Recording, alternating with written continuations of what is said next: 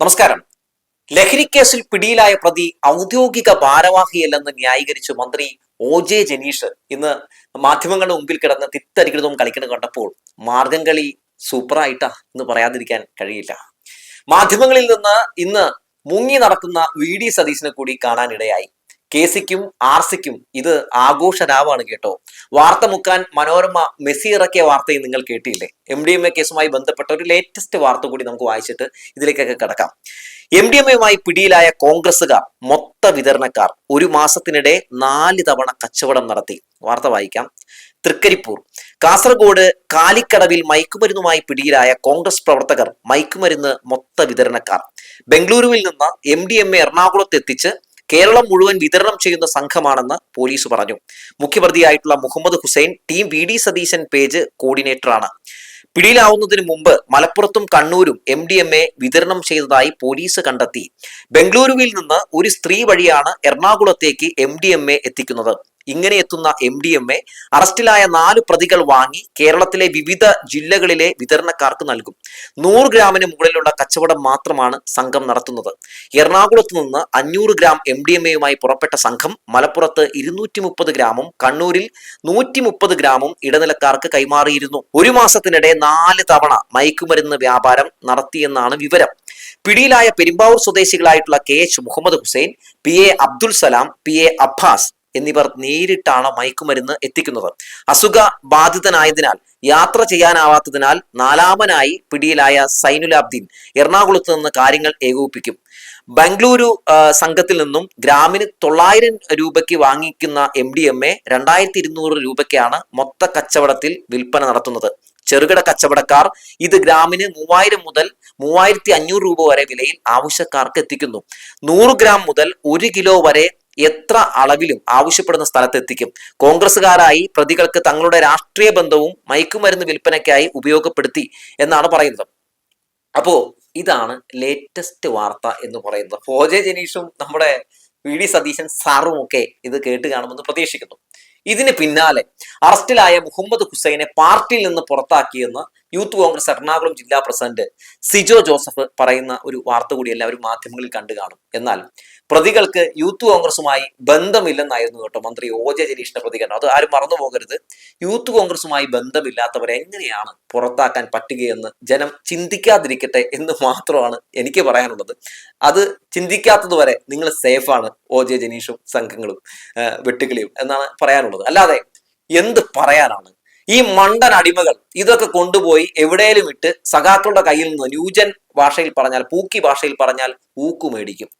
മന്ത്രിയുടെ പ്രതികരണത്തിൽ റഹീം പറഞ്ഞത് ഇങ്ങനെയാണ്: കേസിൽ പ്രതിയായ ഈ മുഹമ്മദ് ഹുസൈൻ യൂത്ത് കോൺഗ്രസ് അല്ലെന്ന് നുണ പറഞ്ഞ OJ ജനീഷ് മാപ്പ് പറയണമെന്നാണ്.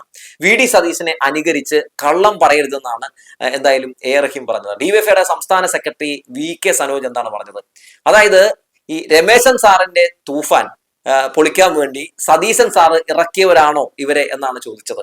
രാഷ്ട്രീയ ബന്ധങ്ങൾക്കപ്പുറം ഇവർക്ക് നേരത്തെ തന്നെ ഇത്തരം ഇടപാടുകൾ ഉണ്ടായിരുന്നോ എന്ന ചോദ്യം കൂടി ഉന്നയിക്കുന്നുണ്ട്. ഇത്രയും അടുത്ത് പ്രവർത്തിച്ചിരുന്ന ഒരാളെ കുറിച്ച് VD സതീശന് ഒന്നും അറിയില്ലേ എന്നായിരുന്നു അദ്ദേഹത്തിന്റെ പ്രതികരണം. ഒപ്പം ഇതുമായി ബന്ധപ്പെട്ട അന്വേഷണം നടത്തണമെന്നും മുഖ്യമന്ത്രിയുടെ ഓഫീസ് ആ അന്വേഷണത്തിന്റെ പരിധിയിൽ വരണമെന്നും ഒക്കെ ഈ പറയുന്ന സനോജ് MLA പറയുന്ന കാഴ്ചയൊക്കെ നമ്മൾ ഇന്നലെ കണ്ടിരുന്നു കേട്ടോ.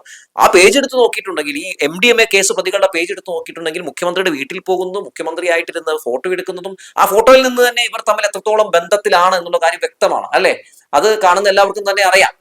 അതേസമയം മുഖ്യമന്ത്രി ഈ വിഷയത്തിൽ ഈ സമയം വരെ പ്രതികരിക്കാൻ തയ്യാറായിട്ടില്ല എന്നുള്ളതാണ്. ഒപ്പം BJPക്കാരും ഈ വിഷയത്തിൽ ഒരു രീതിയിലും മുഖ്യമന്ത്രിക്കെതിരെ എന്താണ് ഇതിന്റെ വസ്തുത, ഇവരുമായിട്ട് എന്താണ് മുഖ്യമന്ത്രിയുടെ ബന്ധം എന്ന് ചോദിക്കാനും തയ്യാറായിട്ടില്ല എന്നുള്ള കാര്യം കൂടി പറഞ്ഞു വെക്കട്ടെ. പകരം മുഖ്യമന്ത്രിയുടെ സോഷ്യൽ മീഡിയ കോർഡിനേറ്ററെ MDMA കേസിൽ പൊക്കിയ വാർത്ത മെറ്റയെ ഉപയോഗിച്ച് മാധ്യമങ്ങളിൽ നിന്ന് നീക്കം ചെയ്യുന്ന നടപടിയാണ് സർക്കാരിൽ നിന്നുണ്ടായത്. അതേസമയം മനോരമ മെസ്സിയെ ഇറക്കി സതീശനെ രക്ഷിക്കാൻ ഓവർ ടൈം പണിയെടുത്ത് അങ്ങ് തേഞ്ഞൊട്ടുന്ന കാഴ്ച കൂടി കാണാനിടയായി. മെസ്സിയെ കേരളത്തിൽ കൊണ്ടുവരാമെന്ന് പറഞ്ഞ് റിപ്പോർട്ടർ ചാനലും അന്നത്തെ സർക്കാരും കബളിപ്പിച്ചെന്നും 126 കോടി AFIക്ക് കൊടുത്തതിന് രേഖ ഇല്ലെന്നും ഒക്കെ പറഞ്ഞ് നുണവാർത്തയുമായി മനോരമ ഇറങ്ങിയതും അർജന്റീന ഫുട്ബോൾ ടീമിന്റെ കേരള സന്ദർശനവുമായി ബന്ധപ്പെട്ട് ഉയർന്ന ആരോപണങ്ങളിൽ മുമ്പിൽ മറുപടിയുമായി തെളിവുമായി റിപ്പോർട്ടർ ചാനൽ കളത്തിൽ വന്നു. പിന്നെ പറയേണ്ട കാര്യമില്ലല്ലോ. കഴിഞ്ഞ കുറച്ച് ദിവസം മുമ്പെന്തോ മനോരമ ചാനലിൽ നമ്മുടെ വി ഡി സതീശൻ ചായ കുടിക്കാൻ പോയിരുന്നു അത്രേ. അങ്ങനെ ചായ കുടിക്കാൻ പോയപ്പോഴാണ് അതിന്റെ പ്രത്യുപകാരമായിട്ടാണ് ഈ പറയുന്ന പോലെ മെസ്സി ഇറക്കി കളി നമ്മുടെ മനോരമ തുടങ്ങിയതെന്നൊക്കെയാണ് എന്തായാലും ആൻഡോ ഒക്കെ പറയുന്നത്. അർജന്റീന ഫുട്ബോൾ അസോസിയേഷനും റിപ്പോർട്ടർ ബ്രോഡ്കാസ്റ്റിംഗ് കമ്പനിയും തമ്മിലുള്ള കരാറാണ് ഇതിനോടകം തന്നെ പുറത്തു വന്നിട്ടുള്ളത്. ഇനി എന്ത് പറഞ്ഞ് ന്യായീകരിക്കും മനോരമ എന്ന് എനിക്കറിയില്ല. കായിക വകുപ്പിന്റെ അനുമതിയോടെ AFAയും അതുപോലെ തന്നെ റിപ്പോർട്ടർ ബ്രോഡ്കാസ്റ്റിംഗ് കമ്പനിയും തമ്മിൽ ഏർപ്പെട്ട കരാറാണ് ഇപ്പോൾ റിപ്പോർട്ടർ ചാനൽ പുറത്തുവിട്ടിട്ടുള്ളത്. അതോടെ അതും സ്വാഹ ആയി എന്ന് പറയാതിരിക്കാൻ കഴിയില്ല. എന്നാലും രമേശ് ചെന്നിത്തലയുടെ പോലീസ് സതീശന്റെ പിള്ളേരെ പൊക്കുമ്പോൾ അതിലൊരു പൊളിറ്റിക്സ് ഇല്ലേ? അങ്ങനെ ഒരു പൊളിറ്റിക്കൽ കണ്ണോടെ നോക്കിയിട്ടുണ്ടെങ്കിൽ ചിലതൊക്കെ കാണാൻ സാധിക്കും. എന്താണ് അത് കാണുക? അതായത് നമുക്കറിയാമല്ലോ, ഈ തെരഞ്ഞെടുപ്പുമായി ബന്ധപ്പെട്ട് ഒരിക്കലും UDF പ്രതീക്ഷിച്ചല്ല ഇവരിങ്ങനെ എത്ര ഒരു ചരിത്ര വിജയം നേടുമെന്ന്. ജയിച്ച സമയത്ത് ആദ്യം ഉയർന്നു കേട്ട കാര്യം എന്താണ്?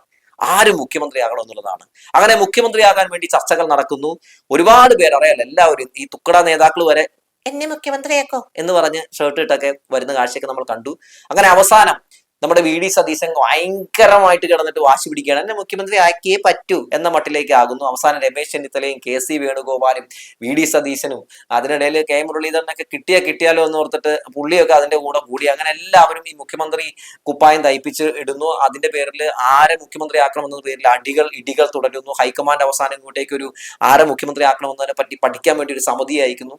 ആ സമിതിക്ക് ഇവരെല്ലാവരും മറുപടി കൊടുക്കുന്നു. മറുപടി കൊടുത്തതിൽ വി ഡി സതീശന്റെ പേര് അല്ലെങ്കിൽ വി ഡി സതീശന് കൂടുതൽ ഭൂരിപക്ഷം ഇല്ല എന്നുള്ള വാർത്തകൾ പുറത്തു വരുന്നു. അതിനുശേഷം നമ്മൾ എന്താണ് കണ്ടത്? കേരളം ഇങ്ങനെ കത്തിക്കുകയാണ്. നമ്മുടെ ഈ കോൺഗ്രസ്സുകാര്, യൂത്ത് കോൺഗ്രസ്സുകാർ അങ്ങോട്ടും ഇങ്ങോട്ടേക്ക് തമ്മിലടി. MDMA കേസ് പ്രതിയൊക്കെ അടക്കമുള്ള ആളുകളൊക്കെ സതീശന് വേണ്ടി വലിയ വാദങ്ങൾ ഉയർത്തുന്നു.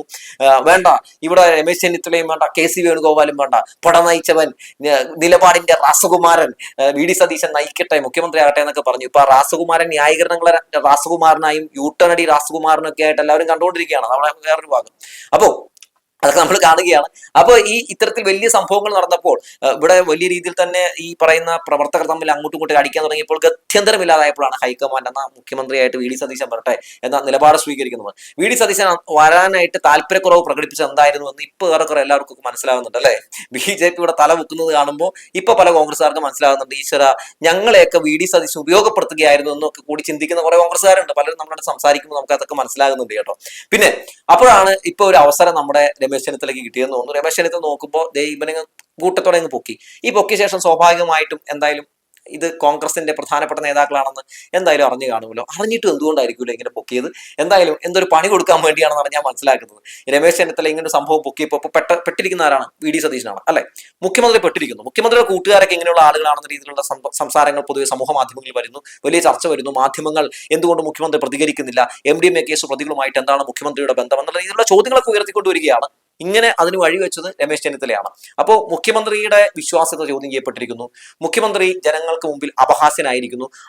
അങ്ങനെയൊക്കെ ആക്കിയിരിക്കുന്നത് രമേശ് ചെന്നിത്തലയാണ്. അപ്പോൾ രമേശ് ചെന്നിത്തല തൂഫാനുമായി ബന്ധപ്പെട്ട് ഇവരെ പൊക്കുമ്പോൾ സത്യത്തിൽ മുഖ്യമന്ത്രി വി ഡി സതീശനും തൂഫാനായിരിക്കുന്നു എന്നുള്ളതാണ്. അതുകൊണ്ടാണ് ഞാൻ നേരത്തെ പറഞ്ഞത്, അതായത് KC വേണുഗോപാലിനും രമേശ് ചെന്നിത്തലയ്ക്കും ആഘോഷരാവാണെന്ന്.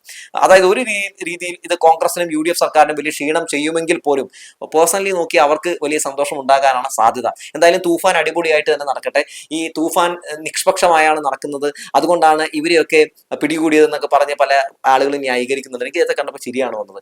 ഈ തൂഫാനിൽ പിടികൂടുന്ന ഇത്തരം MDMA കേസ് ടീമുകളെയൊക്കെ സത്യം പറഞ്ഞിട്ടുണ്ടെങ്കിൽ പുറം ലോകം കാണിക്കരുതെന്നാണ് കേട്ടോ ഞാൻ പറയുകയുള്ളൂ. അത് എന്ത് ഫാൻ വെച്ച് നടത്തുന്ന ഓപ്പറേഷൻ ആണെങ്കിലും അങ്ങനെ പറയുകയുള്ളൂ. കാരണം നമ്മുടെ യുവതലമുറയെ വഴിതെറ്റിക്കുന്ന ലഹരി വസ്തുക്കൾ ഏതവൻ ഉപയോഗിച്ചാലും, ഏത് പാർട്ടിയിലുള്ള ആരും ഉപയോഗിച്ചാലും തൂക്കിയെടുത്ത് അകത്തിടണം. അതിൽ രാഷ്ട്രീയമൊന്നും കാണരുത്. പക്ഷേ അത്തരം ടീമുകളെ പൊക്കി അകത്തിടുമ്പോൾ അവർക്ക് ഏതെങ്കിലും രാഷ്ട്രീയ പാർട്ടിയുമായിട്ട് ബന്ധമുണ്ടെങ്കിൽ അല്ലെങ്കിൽ ആ രീതിയിലുള്ള ആരോപണങ്ങൾ ഉയർന്നു വരുന്നുണ്ടെങ്കിൽ ആ ആരോപണം നേരിടുന്ന നേതാവ് ജനങ്ങൾക്ക് മുമ്പിൽ വന്ന് പ്രതികരിച്ച് അഗ്നിശുദ്ധി വരുത്തേണ്ടതുണ്ടെന്നുള്ള കാര്യം കൂടി പറഞ്ഞു വെച്ചുകൊണ്ട് നിർത്തുകയാണ്.